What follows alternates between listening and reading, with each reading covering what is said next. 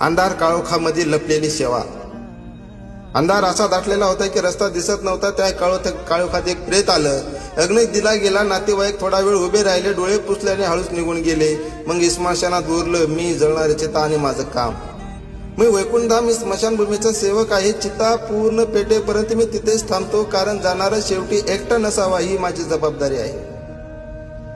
रात्र खोल होत जाते, आग शांतपणे जळत राहते. मी चितेकडे पाहत उभा असतो आणि विचार करत राहतो. चिता शांत झाली की माझं दुसरं काम सुरू होतं. कडबा वेगळा करतो, बांबू बाजूला ठेवतो, फुल हार उरलेले साहित्य नीट गोळा करून विल्हेवाट लावण्याचं काम करतो. हे सगळं करताना मनात एकच विचार असतो, ही व्यवस्था नाही, हा कोणाचा तरी शेवट आहे, तो सन्मानाने पूर्ण व्हायला हवा. कपडे असतील तर त्याची ही नीट विल्हेवाट लावतो. घाई नाही, उदासीनता नाही.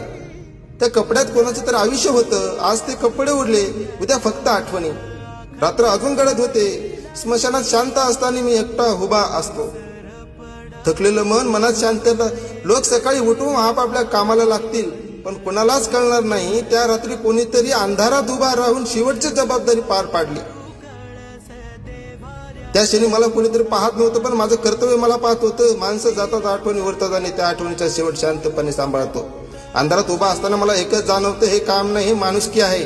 आणि म्हणूनच मी रोज रात्री स्वतःला सावरत पुन्हा उभा राहतो.